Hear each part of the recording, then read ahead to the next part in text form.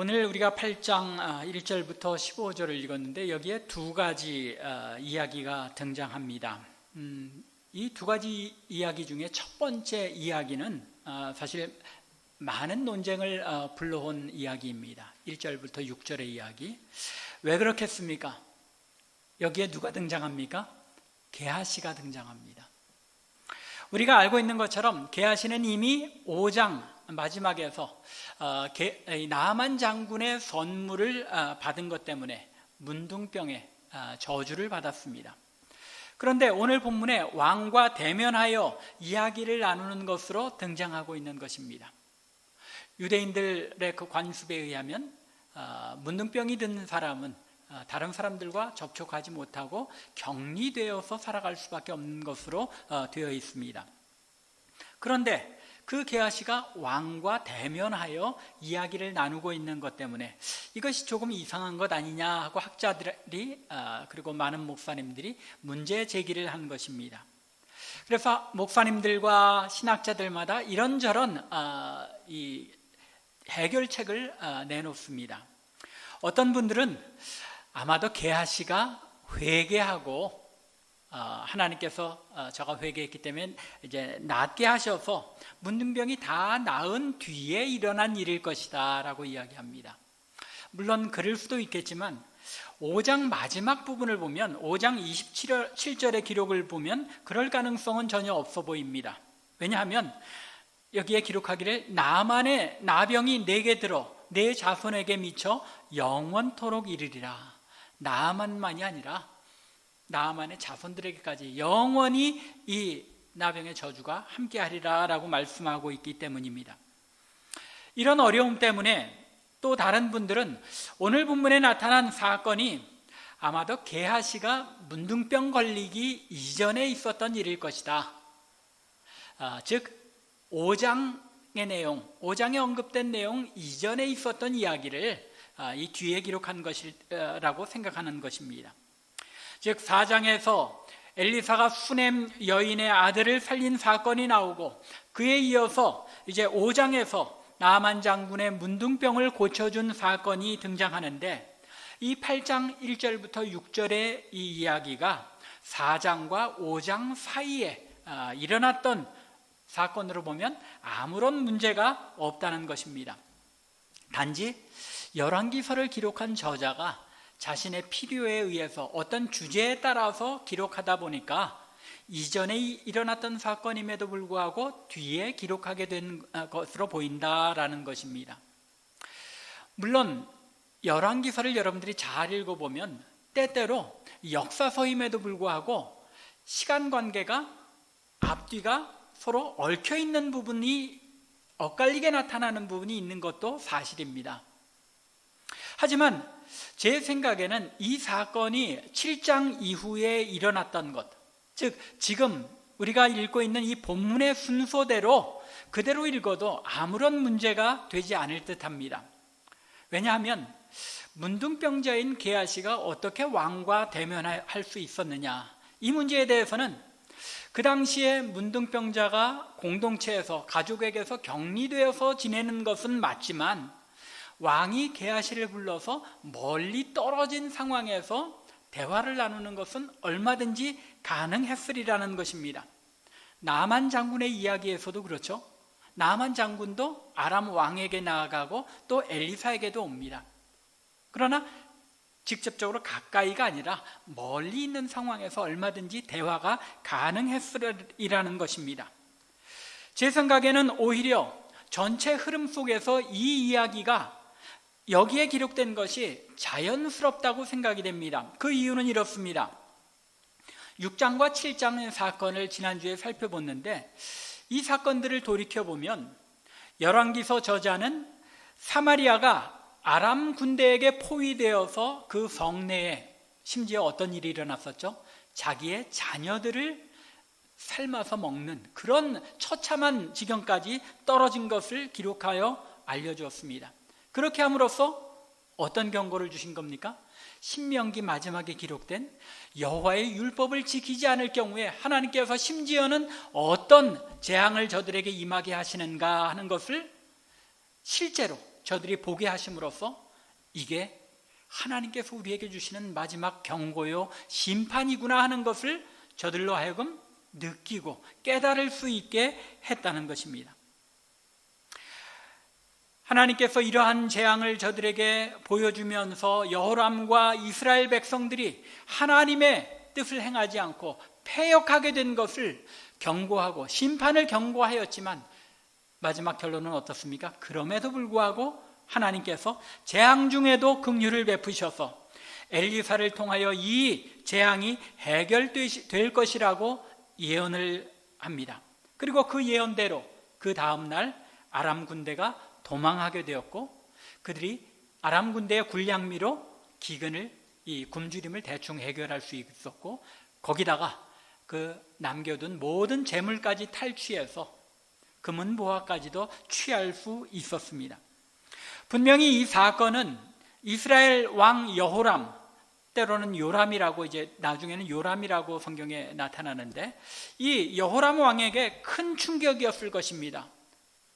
마지막 경고로 주어지는 그런 재앙이 자신들에게 임한 것을 눈으로 보았기 때문입니다. 엘리사가 이 일을 예언했을 때 심지어 요람 왕은 무엇이라고 자신의 신하와 이 예언에 대하여 대꾸합니까? 심지어 하나님께서 창을 하늘에 내신다고 해도 이런 일은 일어날 수 없습니다 라고 대답했었죠. 이런 충격적인 사건을 겪은 후에 여호람 왕에게 엘리사 선지자가 과연 어떤 인물인가에 대하여 더 궁금증이 생겼던 것입니다. 그래서 이제 오늘 본문에 등장하는 것처럼 엘리사의 사환을 불러서 엘리사가 행한 일들이 과연 무엇이냐, 그가 어떤 일들까지 행했는지를 샅샅이 물어서 알기를 원했던 것입니다. 그리고 엘리사가 행한 그 모든 일을 나한테 고하라고 이제 명령함으로써 이 오늘 본문의 일들이 진행되고 있었다고 보는 것이 매우 자연스럽다는 것입니다. 여하튼 이런 관점에서 그러면 열왕기서의 저자가 오늘 본문의 말씀을 통하여 무엇을 전하고자 했는지, 또 하나님께서 이 열왕기 저자를 통해서 우리에게 말씀하시고자 한 것이 무엇인지를 우리가 좀 더 집중해 볼 필요가 있습니다. 가장 먼저 생각해 보아야 할 것은 오늘 본문의 주제가 무엇이냐는 것입니다. 1절부터 15절까지에 나타나는 주제, 여러분들이 본문을 읽으면서 조금 특이하게 생각되신 점들이 없었습니까? 오늘 본문에 가장 많이 등장한 단어가 무엇입니까? 살린다라는 단어입니다. 오늘 여러분들이 주보의 설교 제목을 보아서 아시겠지만 살린다는 것과 죽인다는 것이 오늘의 본문에 아주 많이 등장합니다. 5절에만 해도 3번이나 등장합니다. 또 8절에도 이 왕이 내가 살아나겠는지 물어라 라고 이야기합니다. 그리고 14절에서는 반드시 살아나리라는 이 엘리사의 말을 이 하사엘이 전합니다. 반면에 내가 살겠느냐라는 말은 뭘 전제로 합니까? 혹시 죽는 것은 아니냐, 즉 이 죽는다는 단어도 오늘 본문에 암시적으로 나타날 뿐만 아니라 직접적으로도 여러 번 언급되는 것을 볼 수 있습니다. 따라서 이 열왕기하 8장의 주제는 사느냐 죽느냐, 소위 윌리엄 셰익스피어가 얘기한 to be or not to be, that is the question. 그게 문제라는 겁니다. 죽느냐 사느냐의 문제가 이 8장의 주제라는 것입니다. 두 이야기 중에 첫 번째 이야기인 수넴 여인의 사건의 전말은 이렇습니다.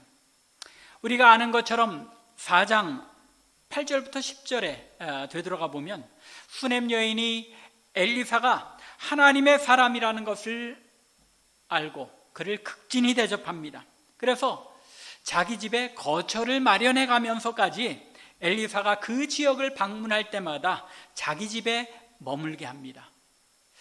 수넴 여인이 이처럼 자신을 극진히 대접하는 것을 안 엘리사가 어떻게 합니까?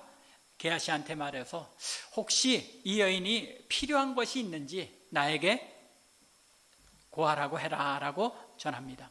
그러자 이 여인이 대답하기를 나는 아무것도 필요 없습니다. 내가 이미 풍족하게 살기 때문에, 내 백성 중에 거하기 때문에 아무런 필요한 것이 없습니다 라고 대답합니다. 그러자 엘리사가 게하시의 권고를 듣고, 이 집이 다 풍족한데 단 하나 뭐가 부족하다는 겁니까? 남편은 나이가 들었고 아들이 없다는 겁니다. 그래서 엘리사가 기도해서 이 집에 하나님께서 수냄 여인에게 아들을 주십니다. 그런데 갑자기 어떤 일이 일어납니까? 이 아이가 이제 걷고 뛸 만큼 되었는데 들에 나갔다가 그만 일사병이 걸렸는지 죽게 되었습니다. 그러자 엘리사가 다시 기도하여 이 아이를 살린 것입니다. 이것이 4장에서 이야기인데 그 후에 시간이 얼마나 지났는지 모르지만 시간이 꽤 지난 것 같습니다. 그리고는 그 땅에 기근이 들었습니다. 엘리사가 이 수냄 여인에게 가족과 함께 기근을 피할 만한 곳으로 가라고 알려주자 이 온 가족이 어디로 내려갔습니까? 블레셋 땅으로 내려갔습니다. 그리고 거기서 7년을 지낸 것입니다. 7년이 지나가자 기근이 다 끝났습니다. 고향에 돌아와 보니 자기의 집과 땅이 어떻게 됐습니까? 다른 사람에게 넘어가고 만 것입니다. 아마 유대인들의 그런 전통에 의하면 친척 중에 하나가 못된 사람이 있었던 것 같습니다. 그 기근 사이에였든지 아니면 기근으로 블레셋에 내려가기 전에였든지 이 수냄 여인의 남편이 세상을 떠난 것 같습니다. 그러자 친척 중에 한 사람이 그 땅과 재산을 자기의 소유로 등록을 해버린 것입니다. 그런데 여러분들 수냄 여인이 잘 살았던 것, 풍족하게 살았던 것 기억하시죠? 엘리사가 필요한 것이 있냐고 말할 때 4장 11절과 13절을 보면 나는 백성 중에 거하며 전혀 필요한 것이 없다고 대답한 것을 기억하실 것입니다. 그러니 이 여인의 재산이 얼마나 많았겠습니까? 집도 대단한 집이었을 것이고 그 땅도 굉장히 많았을 것입니다. 큰 재산이었을 것입니다. 바로 그런 이유 때문에 수냄 여인이 그 땅을 포기하지 않고 왕에게 나아가서 그 땅과 집의 소유권을 회복하기 위하여 호소하고 말하자면 소송을 한 것입니다.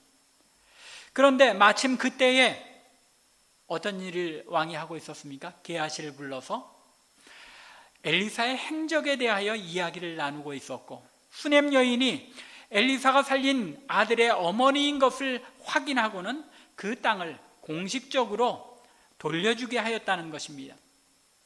단순히 그 땅과 재산을 돌려준 것뿐만 아니라 뭐라고 얘기합니까?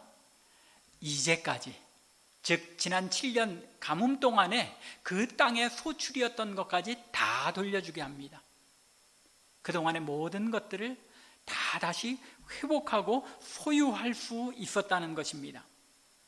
그런데 이 이야기를 전하는 열왕기서의 저자는 그의 기록을 눈여겨보면 강조점이 엘리사가 그 여인의 아들을 살리신 것과 바로 이 수냄 여인이 엘리사가 다시 살린 아들의 어머니이고 또 그 아들이 엘리사가 살린 아들이라는 데에 초점을 맞추고 있는 것을 알 수 있습니다.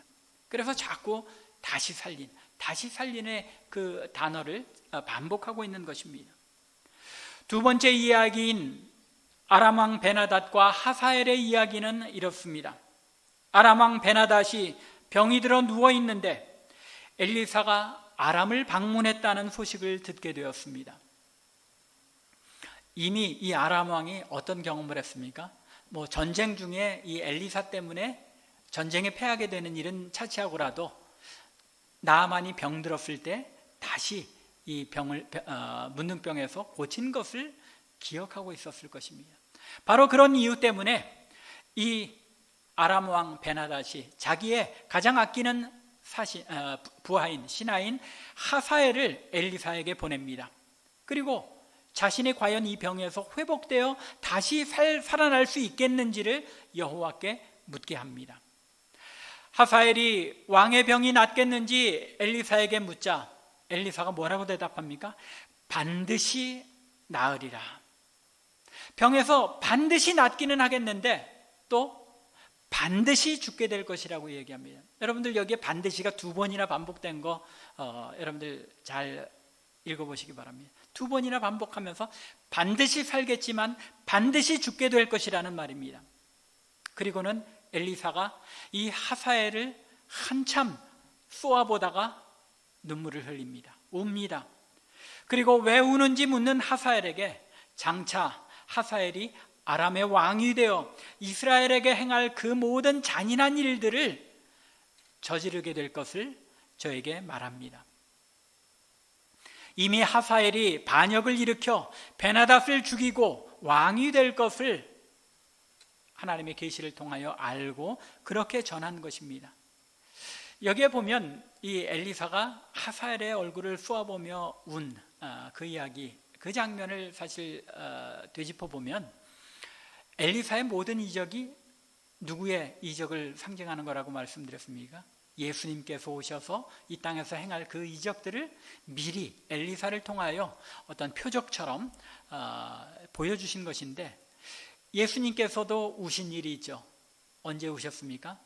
마지막 승리의 입성, 예루살렘을 입성하고 난 뒤에 그 예루살렘을 보면서 예수님께서 눈물을 흘리셨습니다. 예루살렘의 멸망을 바라보면서 눈물을 흘리신 것이죠.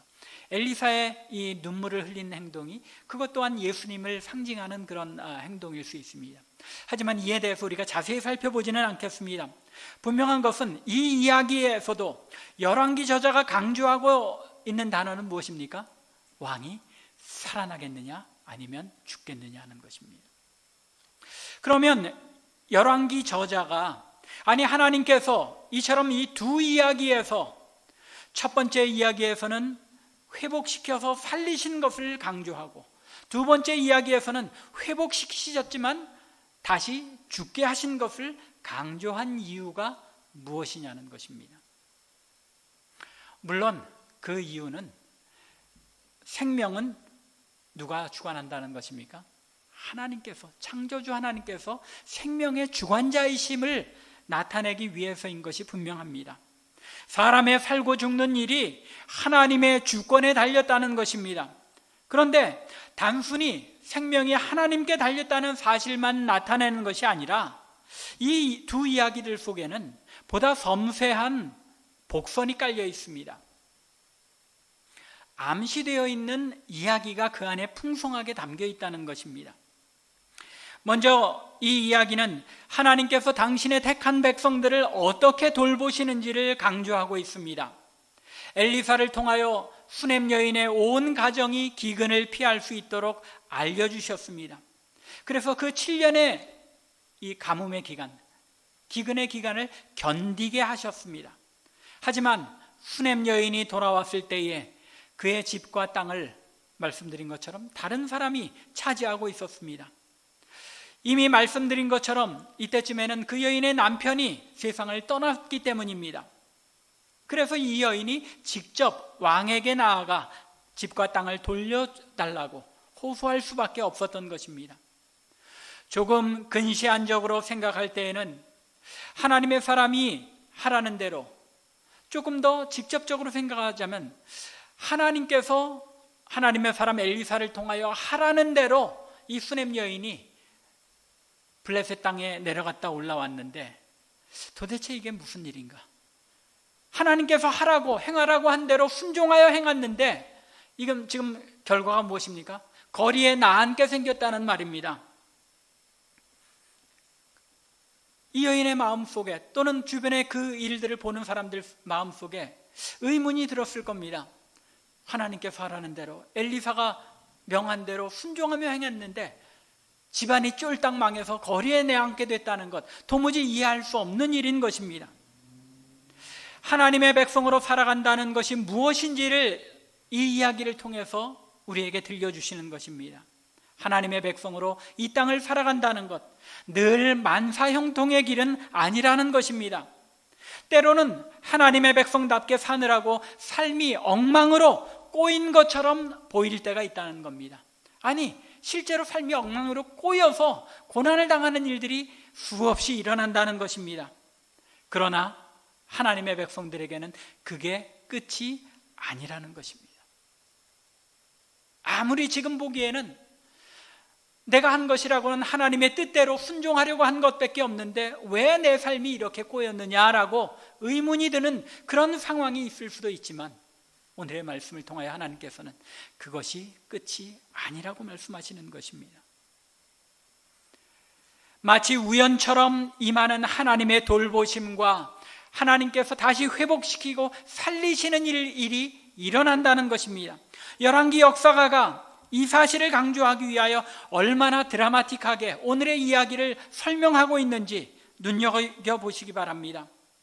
이 수넴 여인이 억울함을 왕에게 호소하기 위하여 왕에게 나아갔을 때 바로 그때 어떤 일이 일어났다고 말하고 있습니까? 4절을 보면 그때에라고 그때를 강조하고 있습니다. 그때 이미 왕이 게하시를 불러 엘리사의 행적에 대하여 모든 일을 물어서 듣고 있는 중이었습니다. 엘리사가 행한 일들, 수없이 많은 일들을 이야기하고 있었을 것입니다. 그런데 바로 그때에, 어떤 때입니까? 게하시가 마침 엘리사가 수넴 여인의 아들을 다시 살린 일에 대하여 이야기하고 있을 그 순간에, 바로 그때에 이 여인이 왕에게 호소하러 들어왔다고 합니다. 5절의 말씀이죠.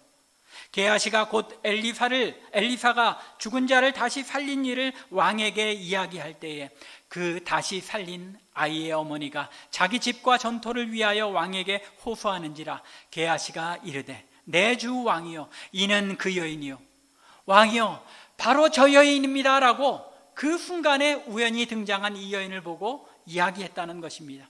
그리고 저는 그의 아들이니 곧 엘리사가 다시 살린 자니이다 하니라. 얼마나 절묘한 때에 이 여인이 왕에게 나아가게 되었고, 또 왕은 게하시와 엘리사가 살린 이 여인의 아들에 대하여 이야기하고 있는 바로 그때에 이 여인이 등장하게 되었느냐는 것입니다.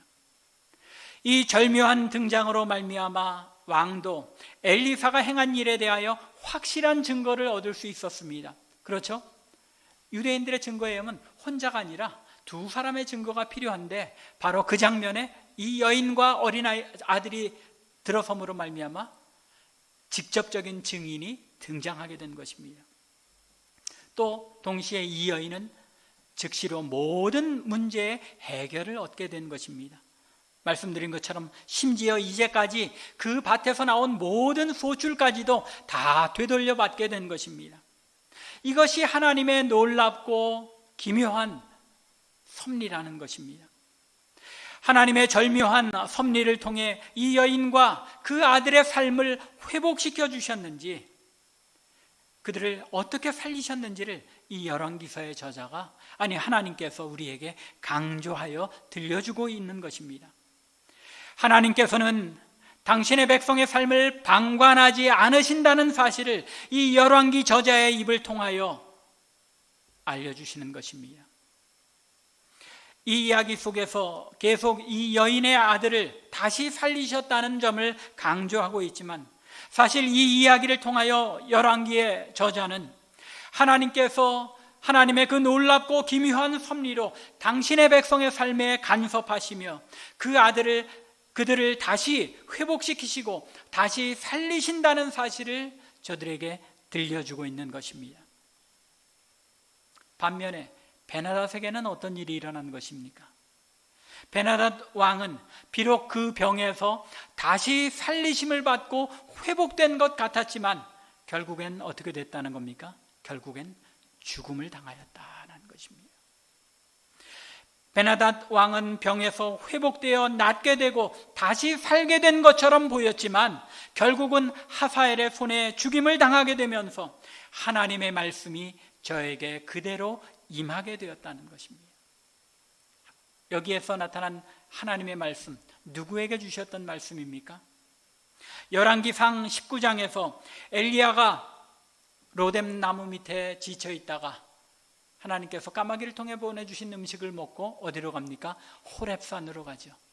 호렙산 굴 속에 숨어서 자기 혼자 남아서 하나님을 위하여 고군분투했는데 이제 자기의 생명은 잃을 위기에 놓여 있고 자기의 생명을 취하는 이 이세벨과 아합 왕에 쫓기게 되었다는 것을 보고 하나님께 도대체 이게 뭡니까 하고 하나님께 호소하던 때에 하나님께서 엘리야에게 주신 말씀이죠.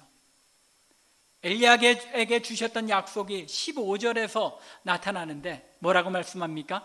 여호와께서 그에게 이르시되 너는 내 길을 돌이켜 광야를 통하여 다메섹에 가서 이르거든 하사엘에게 기름을 부어 아람의 왕이 되게 하고. 오늘 본문에 보면 엘리사가 이 하사엘에게 기름을 붓지는 않았죠. 기름은 이미 누가 부었던 겁니까?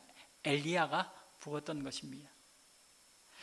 엘리야에게 아마도 10여 년 또는 20여 년 가까이 된 과거일 겁니다.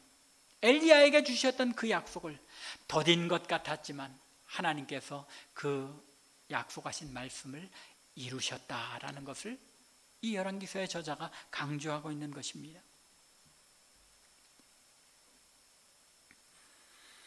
더딘 것 같지만 하나님의 말씀은 반드시 이루어진다는 사실을 이 열왕기서의 저자는 자신의 독자들에게 알려주고 있는 것입니다. 여기서 우리가 이 말씀이 가지는 의미를 조금 더 리얼하게, 더 절실하게 느낄 수 있는 길이 있습니다. 그것은 이 열왕기서의 역사가가 지금 누구에게 이 말씀을 선포하고 있느냐는 것입니다. 이 역사의 기록이 언제 누구에게 기록된 것이죠? 열왕기하 마지막 장인 25장으로 가보겠습니다. 25장 마지막 부분인 27절부터 30절의 내용을 보면 유다 왕 여호야긴이 바벨론에 잡혀간 지 37년 만에 옥에서 풀려나서 그 남은 평생을 바벨론 왕의 앞에서 음식을 먹게 되었다고 합니다. 최소한 이스라엘 백성들이 포로로 잡혀간 지 37년 이상이 되었다는 것입니다. 여호야긴 왕이 망하기 바로 직전에 잡혀갔으니까 아마 한 40년 정도 흐른 것 같습니다. 한 40년 정도 흐르게 되자 백성들이 어떻게 생각했을 것 같습니까? 하나님, 도대체 언제입니까? 우리가 과연 우리 고향 땅에 돌아갈 수나 있는 것입니까? 우리가 언제까지 여기에서 우리의 생명을 좌지우지하는 이 바벨론 사람들에게 우리의 생명을 맡긴 채 살아가야 합니까? 라고 그들의 마음속에 이런 의문이 들었을 것입니다. 이런 포로 생활에 지쳐있는 하나님의 백성들에게 이 역사를, 오늘 이 본문의 이야기를 들려주고 있다는 것을 여러분들이 잘 돌아보시면 이 말씀이 얼마나 큰 의미가 있는지를 이해할 수 있을 겁니다. 포로로 잡혀가 매일매일의 삶에서 자신들의 생명이 바벨론 당국자들의 손에 달렸다고 느끼며 마지못해 살아가고 있는 이 이스라엘 백성들에게 열왕기서의 기자는 하나님의 백성의 생명이 누구에게 달렸다고 이야기하는 것입니까? 바벨론 당국자들에게 너희의 생명이 달린 것이 아니라 너희의 생명은, 여러분의 생명은 하나님의 손에 달린 것입니다 라고 저들에게 위로와 소망을 선포하고 있는 것입니다. 또한 수넴 여인이 가뭄 때문에 블레셋에 내려가 살다가 다시 돌아오게 되었다는 이 사실, 또 돌아왔을 때에 모든 것이 엉망이 되고 삶이 꼬인 것처럼 느껴졌으나 하나님께서 절묘한 섭리와 신비한 하나님의 그 계획으로 모든 문제가 해결되고 회복시켜서 다시 살리셨다는 이 사실을 선포할 때 이 말씀을 듣는 포로 생활을 하던 이스라엘 백성들의 마음이 어떻겠습니까? 하나님께서 우리를 고향으로 돌려보내시고 모든 것을 회복시키실 것이다. 더디지만 이 말씀이 반드시 이루어졌다는 이 말씀 속에서 저들은 우리에게 주셨던 이 하나님의 약속도 반드시 이루어지리라고 확신할 수 있게 되었던 것입니다. 반면에 이스라엘을 약탈하던 베나닷이 다시 살리심을 받은 것 같았지만 결국은 죽게 된 이 사실, 어떤 의미를 주었겠습니까? 하나님의 백성들을 대적하는 세력, 지금 여러분들을 포로로 잡고 있는 세력이 지금은 왕성하고 살아있는 것 같지만 결국은 죽임을 당하리라는 것, 패망하리라는 사실을 저들에게 암시적으로 알려주고 있는 것입니다. 이 이야기 속에 많은 복선이 있다고 말씀드렸죠. 여기에 또한 여호람 왕에 대한 이야기도 사실은 암시되어 있습니다. 여호람 왕의 운명이 어떻게 될 것인지에 대해서도 말씀하고 있다는 것입니다. 비록 여호람이 엘리사의 사역에 대하여 관심을 가지게 되었고 또 여호와 하나님을 아는 일과 섬기는 일에 관심을 가지고 돌아오게 된 것처럼 묘사하고 있지만 베나닷의 죽음과 하사엘이 왕으로 등극하게 된 이 사실을 통하여 열왕기서의 저자는 하나님의 말씀이 더딘 것 같이 보였을지라도 반드시 이루어진다는 사실을 강조했었습니다. 따라서 여호람 왕의 때도 멀지 않았다는 것입니다. 엘리야를 통하여 하나님께서 뭐라고 예언하셨습니까? 아합의 집안이 멸망당하게 될 것을 선포했죠. 이미 6장과 7장에서 보여준 그 사건이 여호람 왕을 향한 마지막 하나님의 경고였던 것입니다. 오늘 본문에서 여호람 왕이 하나님에 대하여 엘리사의 사역에 대하여 관심을 가진 것 같았지만 사실 그가 철저하게 회개하고 돌아왔다는 기록은 없습니다. 결국은 저가 멸망의 길을 가게 되었다. 곧 멀지 않았다. 이 사실을 오늘 본문을 통해서 암시적으로 알려주고 계신 것입니다. 열왕기상 8장의 이야기는 지나가며 언급되는 아주 작은 소소한 이야기인 것처럼 들립니다. 그런데 사실 이 말씀 속에는 놀라운 하나님의 위로와 소망의 선포가 담겨 있다는 것입니다. 하나님께서는 절묘한 섭리로 당신의 백성들을 회복시키시며 살리시는 하나님이시라는 것입니다. 포로로 잡혀와 있는 이스라엘 백성들에게 하나님의 백성들이요, 여러분들의 이 포로의 생활이 어떻게 하나님께서 우리를 이렇게 방관하시는가 하고 절망적이라고 생각되겠지만 하나님께서 반드시 당신의 백성들의 생명을 주관하시며 회복시키시는 하나님이심을 믿기 바랍니다 라고 선포한 것입니다. 또한 오늘날 우리에게도 마찬가지입니다. 우리의 삶이 이 땅에서 때로는 참 어떻게 하나님의 백성으로 산다는 것이 이렇게 곤고한가, 어떻게 되는 일 없이 이렇게 다 꼬이는 일만 있는 것 같은가 하고 외롭게 생각되고 절망적으로 생각되겠지만 오늘 말씀을 통하여 하나님께서는 그게 아니라는 것을, 우리의 생명은 하나님의 손에 달린 것이요 하나님께서 우리를 회복시켜 다시 살리신다는 것을 분명하게 우리에게 알려주고 있는 것입니다. 수넴 여인의 삶에, 이스라엘 백성들의 삶에 이렇게 절묘한 섭리로 꼬인 것처럼 보이기도 하는 그들의 삶을 회복시키시고 살리시는 하나님이 오늘날 우리의 삶에도 그렇게 역사하시고 우리를 회복시키시고 살리시는 하나님인 줄로 믿으라는 것입니다. 하나님께서는 당신의 백성의 삶에 간섭하십니다. 결코 방관하지 않으십니다. 늘 보호하고 지키시며 살리시는 하나님이시라는 것입니다. 사실 우리의 삶을 돌아보면 삶의 구비구비, 위기의 순간순간마다 하나님의 놀라운 보호하심과 인도하심이 함께하였던 것, 우리가 고백할 수밖에 없지 않습니까? 우리가 인정하지 않을 수 없는 것입니다. 때로는 곤고한 것처럼 보이고 꼬인 것처럼 보이는 우리의 삶의 순간이 있지만 최종적으로는 그 꼬인 것을 풀어주시고 회복시키시되 그 이전에 놓친 것 같은 그 모든 것까지도 다 갚아주시는 하나님이신 줄로 믿으시기 바랍니다.